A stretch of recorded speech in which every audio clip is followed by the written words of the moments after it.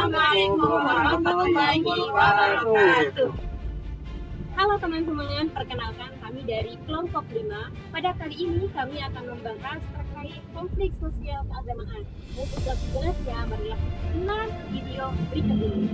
Assalamualaikum warahmatullahi wabarakatuh. Perkenalkan, nama saya Muhammad Zainul Khalis. Saya dari Fakultas Sosiologi dan Studi Agama dari jurusan Sosiologi Agama. Kita dari kelompok 5 akan memperkenalkan dengan judul makalah atau judul materi yang berjudulkan konflik sosial dan keagamaan.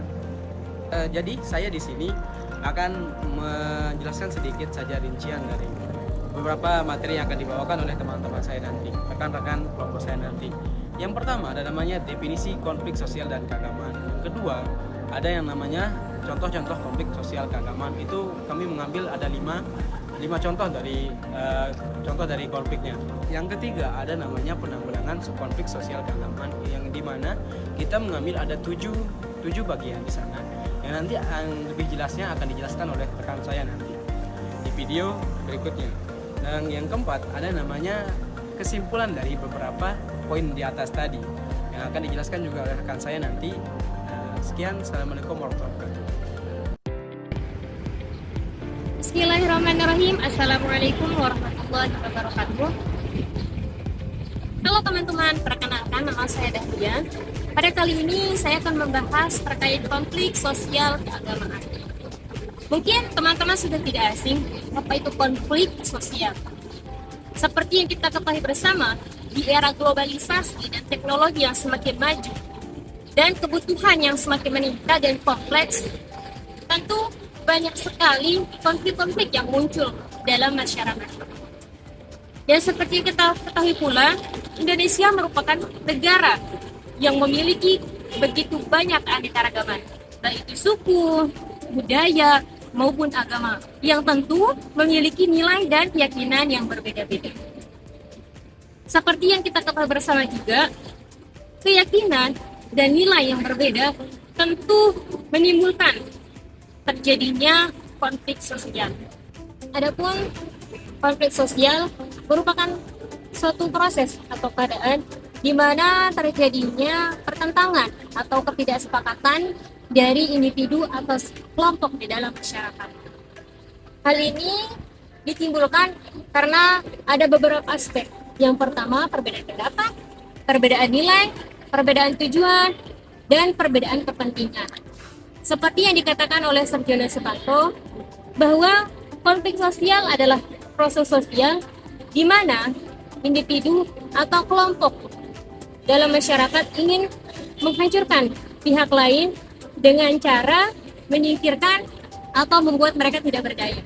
Adapun konflik keagamaan merupakan konflik khusus yang berkaitan dengan masalah-masalah keagamaan, baik berkaitan dengan praktik ibadah, keyakinan, maupun interpretasi ajaran-ajaran.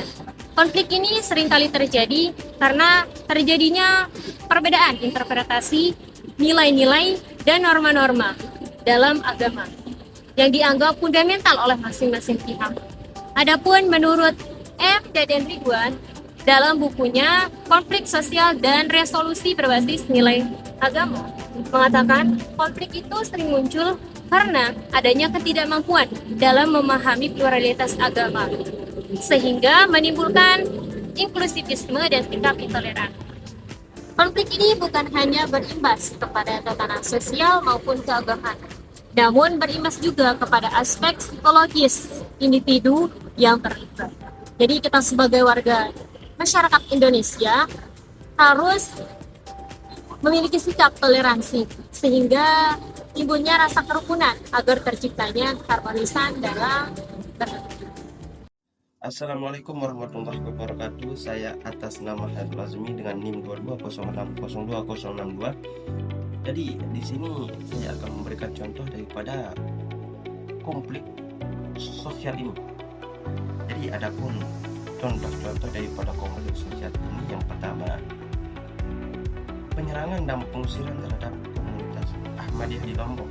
Jadi peristiwa ini terjadi pada tahun 2005 sampai 2010. Jadi komunitas Ahmadiyah di Lombok dihadapkan oleh pengusiran dan penyerangan terhadap komunitasnya. Jadi penyerangan dan pengusiran ini dilakukan oleh masyarakat atau mayoritas Sunni yang tidak menerima ajaran daripada komunitas Ahmadiyah ini, dan kemudian melakukan tindakan yang menyebabkan pengusiran dan penyerangan terhadap komunitas Ahmadiyah. Adapun contoh yang kedua yakni penolakan pembangunan masjid komunitas Ahmadiyah di Lombok Timur. Jadi peristiwa ini terjadi pada tahun 2018. Jadi adanya resistensi warga terhadap komunitas Ahmadiyah itu menyebabkan penolakan pembangunan masjid terhadap komunitas Ahmadiyah. Adapun contoh yang ketiga yakni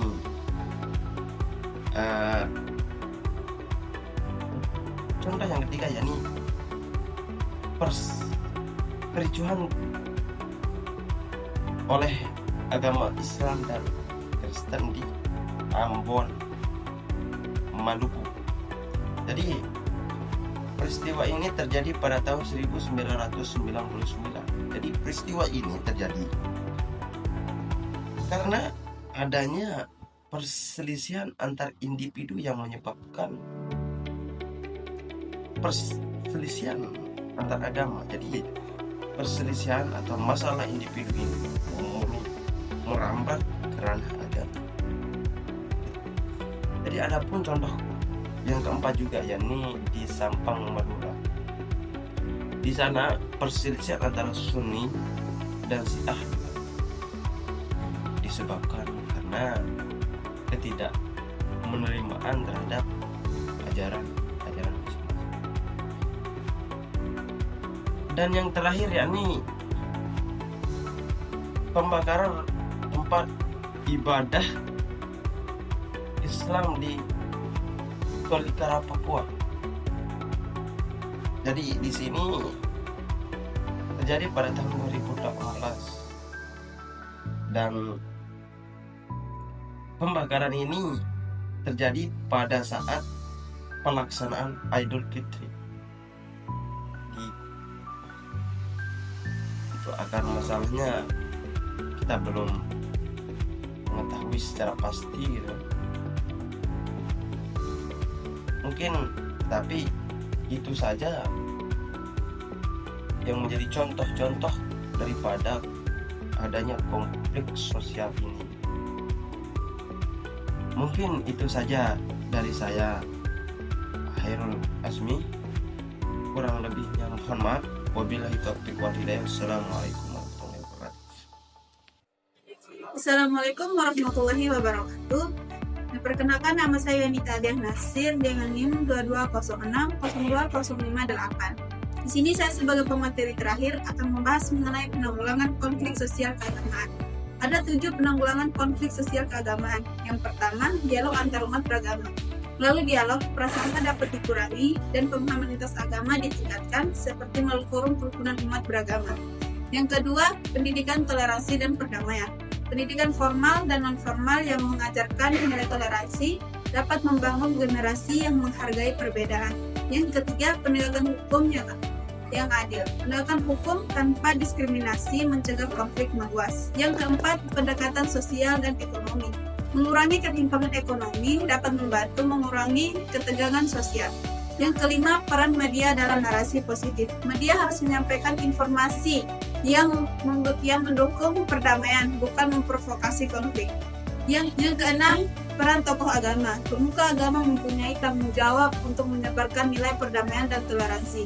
Dan yang terakhir, pemantauan dan mediasi oleh lembaga independen.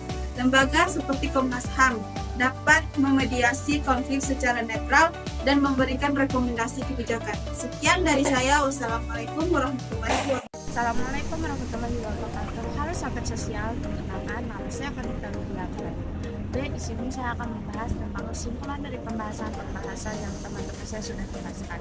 Kesimpulannya yaitu menyoroti pentingnya pemahaman yang komprehensif terhadap konflik sosial dan keagamaan, serta urgensi dalam mencari solusi yang efektif untuk penanggulangan konflik tersebut. Konflik sosial termasuk konflik keagamaan dapat dipicu oleh perbedaan kepentingan, nilai, atau pandangan antara kelompok-kelompok yang ada dalam masyarakat.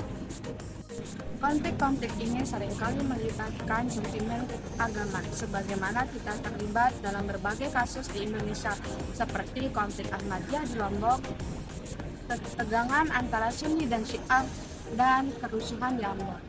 Dan adapun penanggulangan konflik diantaranya dialog antar umat. Baik, mungkin itu aja yang bisa saya sampaikan. Assalamualaikum warahmatullahi wabarakatuh. Nah, teman-teman, itulah video atau materi yang dapat kami jelaskan. Semoga materi yang kami jelaskan dapat bermanfaat serta menambah wawasan teman-teman semua. Sekian dari Kelompok 5. Assalamualaikum warahmatullahi wabarakatuh.